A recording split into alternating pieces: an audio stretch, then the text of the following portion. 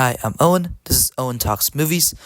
Today we're gonna be ranking all 8 Mission Impossible movies. So if you haven't watched some of these, including Final Reckoning, go watch it right now and come back to this.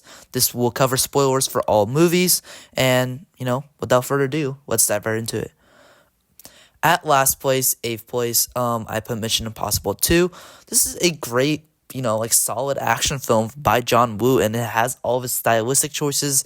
I mean, some of them did not age very well, and some of them might be a little off-putting and not like the other Mission Impossible movies. Like, think of all the slow motion shots, think of the final action with the motorcycle, and think of like the knife fight and all of these stylistic choices.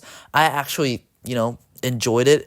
Of course, I don't like it as much as the other Mission Impossible movies because it feels a little bit too different. It feels a little bit too, more stylized and doesn't feel like the tone that Mission Impossible needs to have. But it's a solid film that I enjoyed, even if it had a little bit of a lackluster plot. And the score by Hans Zimmer, especially when Injection plays, is just beautiful. And I think this is a very underrated entry, but I totally understand why a lot of people put it like lower in the rankings, and I'm doing the same thing myself. So yeah, it's at 8th place. 7th place is Mission Impossible 1. This is a great introduction to the franchise. It has this spy thriller vibes to it, and it's a little more clever, and the writing is more cleaner than I find from other Mission Impossible movies. The twist is kind of obvious, but I like the way it was executed with the way Jim Phelps portrayed Ethan, and I just like the way the plot progresses. I really like the opening where the team fails, and they all die, and Ethan's the only one alive. I really like the scene where Ethan talks to Kittredge about all of this, and it's just a solid film for me, but it's not as good as the other ones, but it's a really good movie, and the CIA scene is just really incredible to watch. Number 6 is Mission Impossible: The Final Reckoning. I put a spoiler review on this, so if you haven't watched that already, go check that out. But to some what that video says is that I really enjoyed this film's high stakes. I really enjoyed the journey that we go through and the ending where we leave off Ethan. And this is just a great conclusion to the franchise. That's open and ended enough for future installments, but it's a great ending, and it's just solid story. But the first half is it's too filled with exposition, and the second half is good enough, especially with the biplane and submarine scenes, which was the best scenes of the franchise in my opinion, or at least one of the best. But the exposition before and the lack of like action and like locations that you expect from a globe-trotting spy thriller from Mission Impossible franchise, like none of that kind of exists in this installment, so it's not that high up there, but I still enjoyed this. And number 5 is Mission Impossible: Ghost Protocol. This may be a controversial opinion, but I myself really enjoyed this movie, but not as much as other people for some reason. The third act was really lackluster for me and didn't conclude the story well, considering how great the second act of this was, climbing the Burj Khalifa, and the entire sequence, the buyer, the seller, the entire running sequence that happens afterwards. The second act is incredible. I also love the reveal that Brandt was originally supposed to help Julia and Ethan. If the connection there's good, the team dynamics, the opening, the first and second act are really solid for me, but the third act just didn't do that much to me, and the villain was really lackluster, and the third act was just them trying to confront them. So it was just not a strong ending for me, and this film is still solid overall, but the other films just have a little bit of edge more than this film, so this is at 6th place or 5th place. Coming off of number 4 is Mission Impossible 3. This is just such an underrated installment in the Mission Impossible franchise. Philip Seymour Hoffman as Owen Davian is just fantastic, and his dynamics with Tom Cruise, the opening scene where he's quote unquote killing Julia, is just incredible. The action is just solid throughout, and I really like the fact that we're digging deep into Ethan Hunt's character, and the stakes feel emotional this time. I also don't see the Shanghai Tower jump talked about a lot, but that's just an incredible scene as well, and this movie is just great from start to finish, and I really don't understand why it's so underrated, but yeah.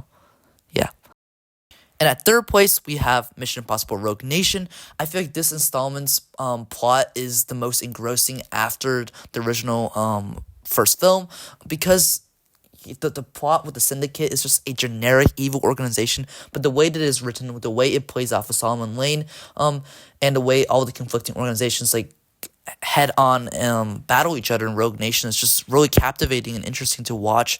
So I really like that installment. Ilsa Foss's introduction is absolutely strong here. Benji also gets finally some like good moments. The opera scene is one of my favorite scenes in the franchise. The underwater sequence is underrated in my opinion. And yeah, this is just a strong installment from start to finish. I just didn't think it was as entertaining as the other two that's above there, but it is a very well written and well developed film, and it's a great first film for the McQuarrie and Cruise team. Number 2 is Mission Impossible Dead Reckoning. This also might be a controversial opinion once again, but I've really enjoyed this. I think this is the most fun I actually had out of Mission Impossible movie. Like, the airport scene was just clever. The Rome car chase was also clever, funny, and it was entertaining too, and it was very action-packed, which is not something I expected that much from a movie that was shot around COVID. And then the Venice fight scenes are great. I'm not a big fan of the exposition that happens there, but like besides that, I really like that scene, those scenes. And the train act, the train sequence is a great homage to the first Mission Impossible movie, but it's also a stunning third act. I think it's one of my favorite third acts in action movies, period.